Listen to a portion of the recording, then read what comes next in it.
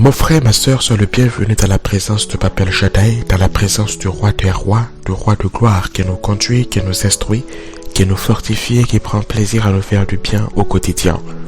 Bien-aimé du Père, je suis heureux d'être en connexion avec toi en ce moment, d'être en intimité avec toi en ces instants, et de suivre, et de t'inviter aussi à suivre l'excellent Saint-Esprit, le professeur des professeurs, qui nous nourrit, qui nous fortifie, qui nous vivifie, qui nous instruit et qui nous dirige.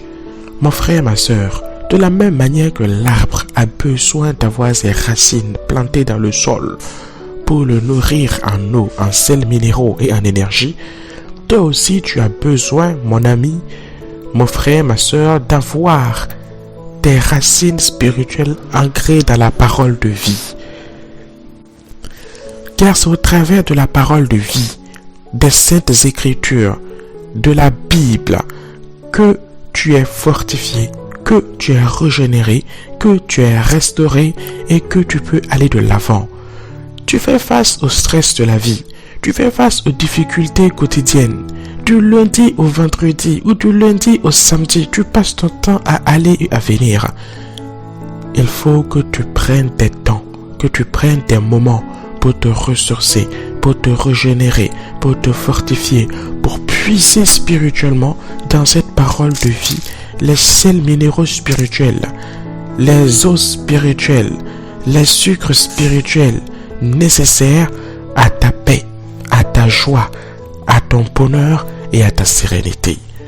Et c'est pourquoi, mon frère, ma sœur, heureux d'être en contact avec toi, je t'invite à prendre la parole du Père dans le livre de 2 Samuel, au chapitre 3,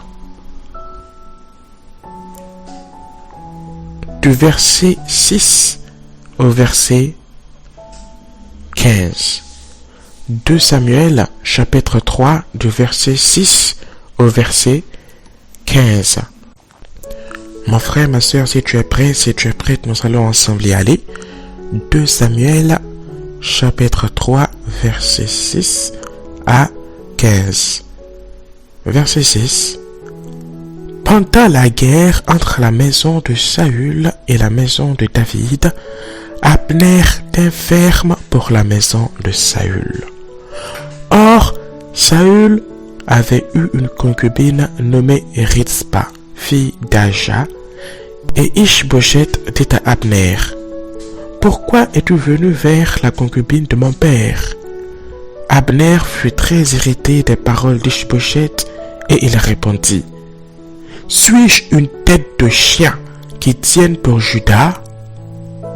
Je fais aujourd'hui preuve de bienveillance envers la maison de Saül ton père, envers ses frères et ses amis.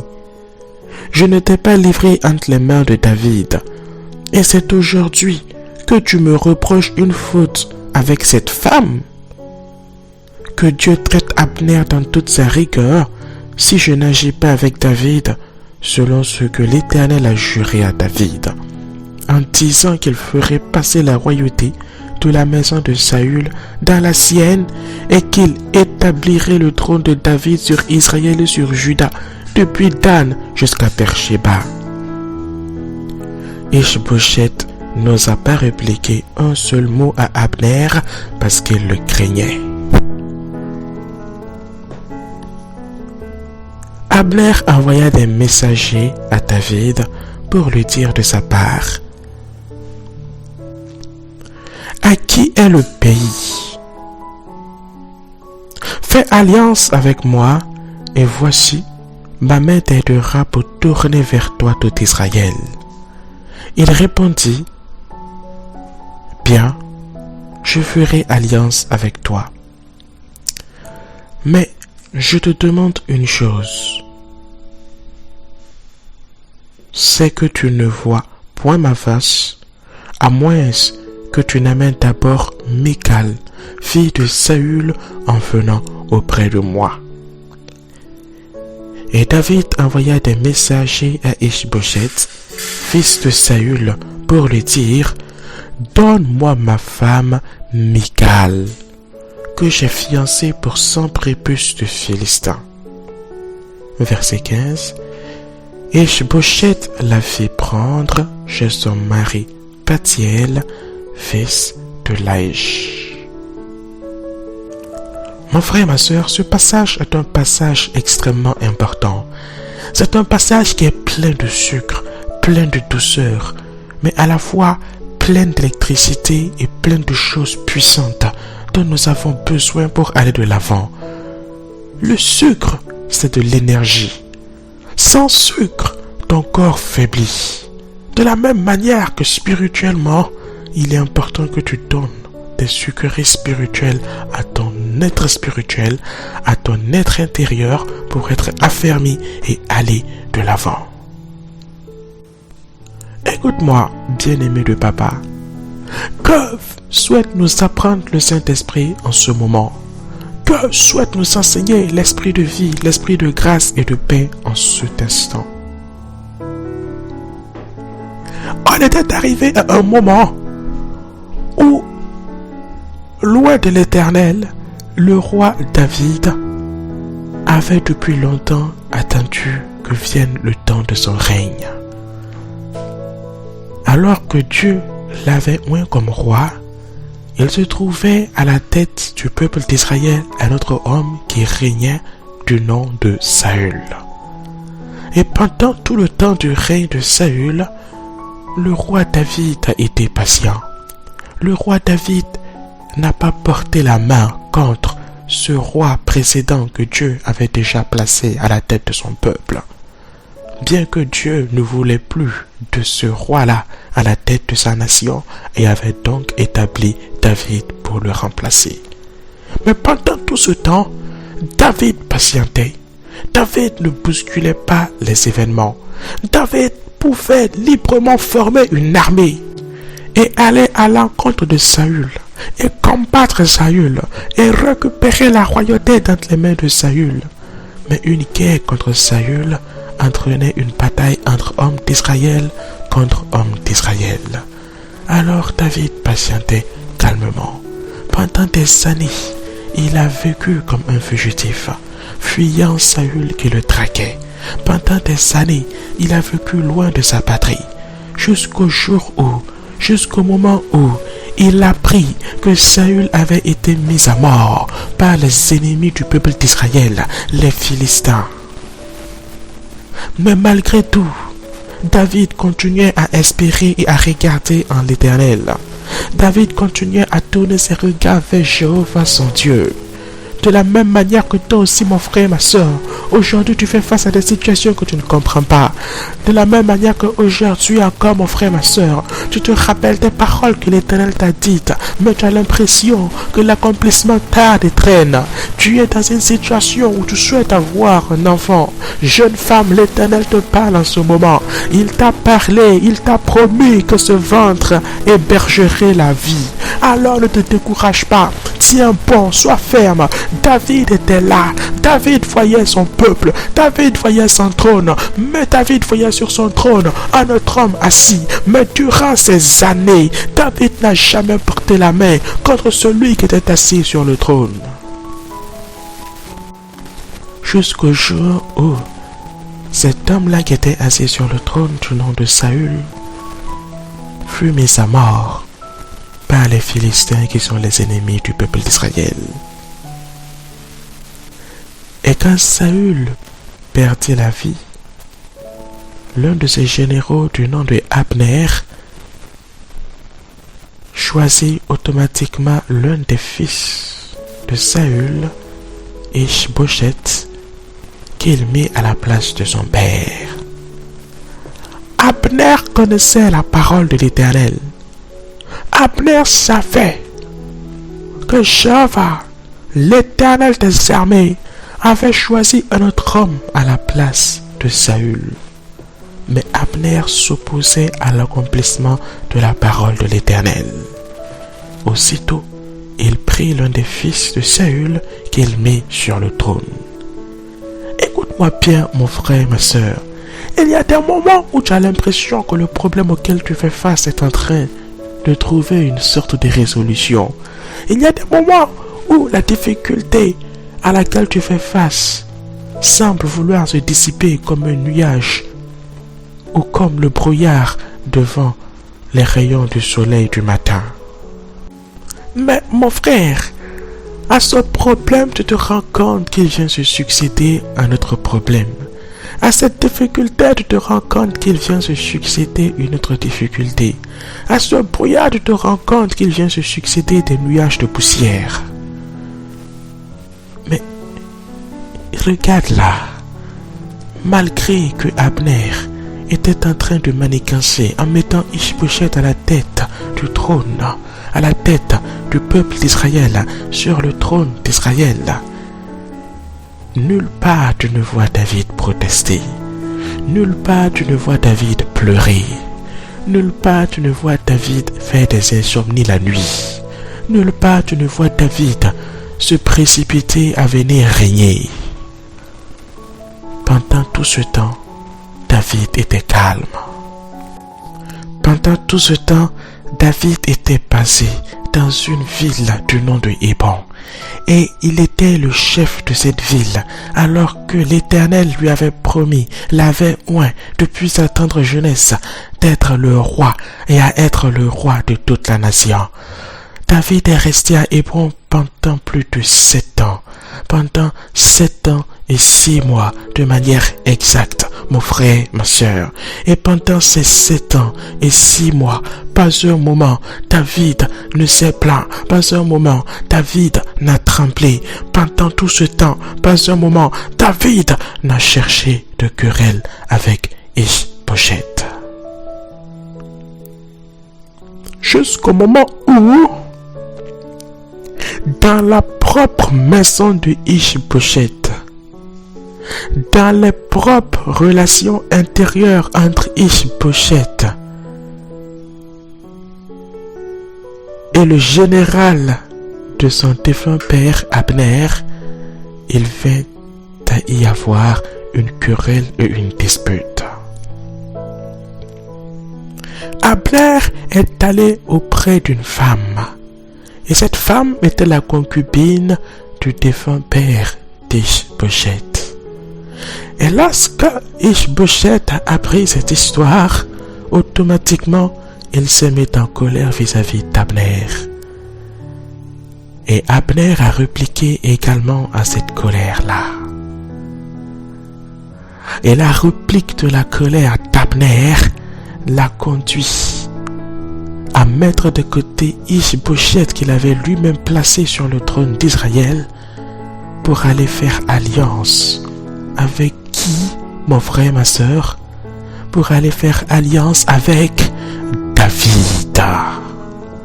En proposant à David de lui donner la possibilité d'être roi de toute la nation. David était à Hébron. David ignorait tout ce qui se passait dans la maison d'Ish-Bosheth. David n'avait aucune relation, aucun espion, aucun être, personne dans la maison d'Ish-Bosheth qui pouvait entraîner quoi que ce soit pour l'aider à devenir le roi de toute la nation.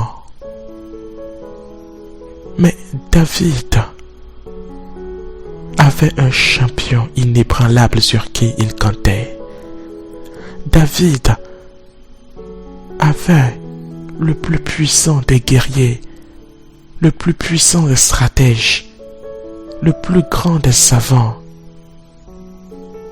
et le plus puissant de tout ce qui soit, nommé lui-même le Tout-Puissant, à ses côtés. Et pendant que David était tranquillement passé à Hébron, lui-même ignorant de ce qui se passait dans la maison de son ennemi, il se trouvait que la maison de son ennemi était en train de brûler. Il se trouvait que son ennemi était en difficulté de manière intérieure. Il se trouvait que dans la maison de son ennemi, l'homme appelé Ish-Bosheth était en guerre intérieure contre le général de son défunt père Abner, qui avait été l'un des canaux par lesquels il fut intronisé roi d'Israël. Pendant que David dormait tranquillement à Hébron, pendant que David priait tranquillement son Dieu à Hébron, pendant que David mangeait tranquillement ses mets à Hébron, pendant que David, durant 7 longues années, régnait sur une ville sans se plaindre, sans chercher d'histoire à Hébron, Dieu travaillait pour lui dans la maison d'Ish-Bosheth. Dieu œuvrait pour lui dans la maison de son ennemi. Dieu ne l'avait point oublié. Dieu ne l'avait point exilé. Et c'est pourquoi, en ce soir, mon frère, ma sœur, et c'est pourquoi, en ce moment, bien-aimé de l'Éternel, il est important que tu sois conscient d'une chose. Il est important que tu te rappelles toujours cela. L'Éternel Dieu des armées combattra toujours ta cause. L'Éternel Dieu des armées ne t'oubliera et ne t'abandonnera jamais. Peut-être que tu fais face à des difficultés dans ton lieu de service. Peut-être que ton premier responsable ne t'apprécie pas. Peut-être que dans ta famille, il y a des personnes qui n'aiment pas te sentir. Peut-être que dans ton milieu social, il y a des personnes qui cherchent à faire obstacle à ta percée, à ta destinée, à ta croissance, à ta victoire, à ton bonheur. Peut-être que dans ta situation personnelle, il y a des maladies qui te dérangent, qui te fatiguent, des maux qui t'empêchent d'aller de l'avant. Alors écoute en ce moment ce que le Père a pour toi au travers du Saint-Esprit, ce que le Père a pour toi au travers de sa parole de vie. Il ne t'a pas abandonné, il ne t'a pas oublié, il ne t'a pas laissé ni délaissé. 1 année, 2 années, 3 années se sont écoulées. David était à Hébron, la 4e année s'est annoncée, la 4e année s'est achevée. David était toujours là, il ne savait pas quand est-ce qu'il allait quitter Hébron, il ne savait pas quand est-ce cette situation allait changer, il ne savait pas quand est-ce ce feu qu'il voyait à distance allait s'éteindre, mais il rendait grâce au Père de ce que le Père lui donnait d'être là en paix et en santé.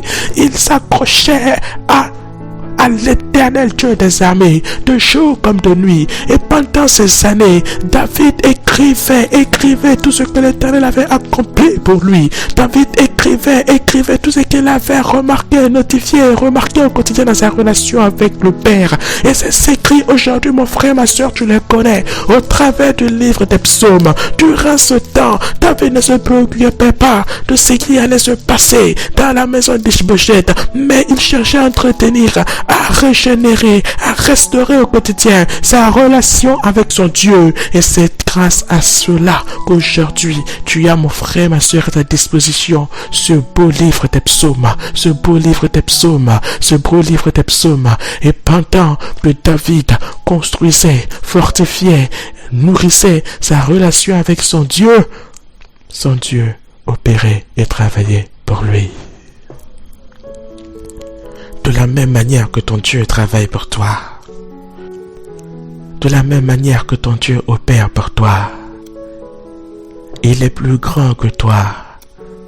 Fais-toi son serviteur et laisse-le prendre ta cause entre ses mains. La 7e année marquait la dernière année pour David à Hébron. David lui-même l'ignorait, jusqu'au jour où, quelques mois après la 7e année, surprise totale, surprise générale, Abner, l'ennemi depuis des années, vient à sa rencontre pour faire alliance avec lui. C'est pourquoi dans le nom de Jésus-Christ de Nazareth, je proclame que tous tes adversaires viennent faire alliance avec toi. Je proclame que tous ceux qui sont contre ta percée, ta destinée, viennent être les canaux de l'accomplissement de ce que le Père a prévu pour toi. C'est pourquoi dans le nom de Jésus-Christ de Nazareth, je m'appuie sur cette parole pour proclamer dans ta vie en ce moment que la maladie s'en va et te laisse en paix. Que tu ne mourras pas, mais que tu vivras et que tu raconteras les merveilles de l'Éternel ton Dieu. C'est pourquoi je proclame au nom de Jésus. Ma sœur bien-aimée de l'Éternel, n'aie pas peur. Ce ventre abritera la vie comme le Père l'a dit. Tu seras appelée mère et tu pouponneras ton bébé. C'est pourquoi dans le nom de Jésus, je proclame que tout abnère dans ta vie vient à toi, se répand et n'est plus appelé ton ennemi. Au nom de Jésus-Christ de Nazareth. Alors mon frère, ma soeur, reprends courage. Sois fort, sois forte. Ne te soucie pas, mais regarde au Père.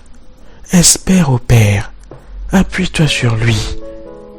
Garde en toi ces paroles qu'il t'adresse en ce moment, au travers de cet enseignement qu'il nous a accordé à toi comme à moi, et qui s'intitule « Mon bien-aimé, ma bien-aimée, je suis en toi. Je sais, je vois.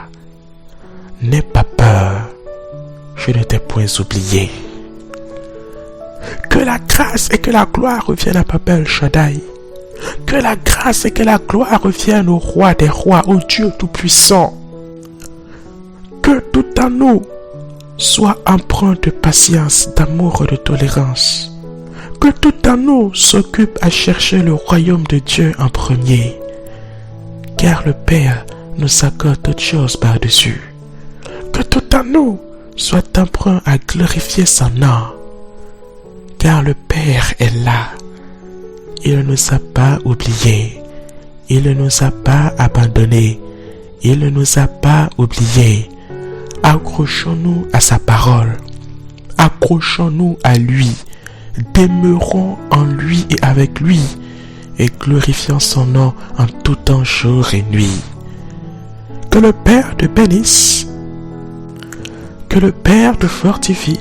Mon frère, ma soeur, que sa grâce soit et demeure toujours à toi, avec toi, c'est pour toi. Et que sa puissance t'accompagne, te restaure, te console, te fortifie et te donne d'être triomphant et triomphante au jour le jour durant cette année 2020. Puisse la bonne main de Papa t'accompagner toujours dans tous les segments de ta vie et te diriger dans toutes les voies qu'il a choisies pour toi. Excellent Père de vie et de grâce, excellent Père d'amour et de compassion, nous te disons merci beaucoup pour la parole de vie que tu nous as adressée en ce moment au travers du merveilleux et du glorieux Saint-Esprit. Que tout en nous te soit soumis, Papa, et que tout en nous te soit soumis aussi, Saint-Esprit. Nous ne sommes rien et nous ne pouvons rien faire sans toi, ô Père Tout-Puissant.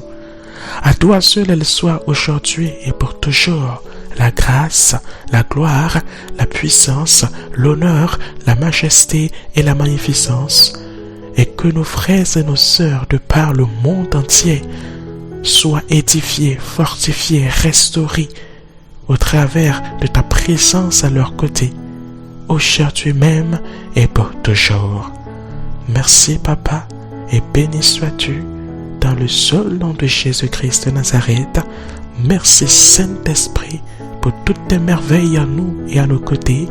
Au nom de Jésus-Christ de Nazareth, oh Papa El Shaddai, nous t'avons dans le seul nom de Jésus-Christ prié.